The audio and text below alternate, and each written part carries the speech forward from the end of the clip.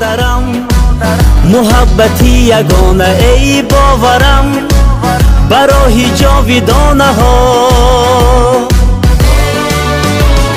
ای مهنم، ترانه دلم، ای گلشنم، تراوتی دلم، جان و تنم، برای تو بادا فدا. وطنی جان به پیش، همیشه به پیش، ملکی جانم به پیش، همیشه به پیش، سخنی پیش و رهنمای ما.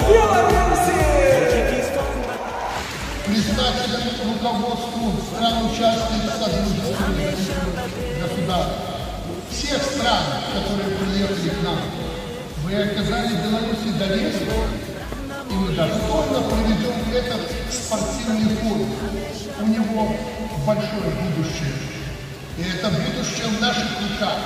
Девиз наших игр — сильный характер, яркая игра. Это не только про спорт, это про каждого из нас. Республика Таджикистан. Эта страна будет представлена командой из 126 спортсменов, которые подали заявки по 13 видам спорта. После участия в первых играх Таджикистан занял 7-е общекомандное. Хочется пожелать, чтобы в Беларуси у этой команды было еще больше побед. نشان جنتی جهان، آب و گلم، نثار گلشنت، جان و دلم، بهار روشنت، سر منزلم، خماری سبز دامنت. بپیش بپیش همیشه بپیش، بپیش بپیش همیشه بپیش.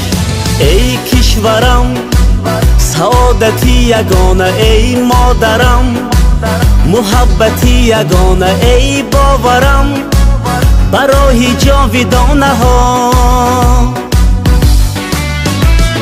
ای مهنم، ترانه دلم، ای گلشنم، تراوتی دلم، جان و تنم، برای تو بادا فدا. وطنی جان به پیش، همیشه به پیش، ملکی جانان به پیش، همیشه به پیش، سخنی پیش و رهنمای ما. تاجیکستان به پیش، همیشه به پیش.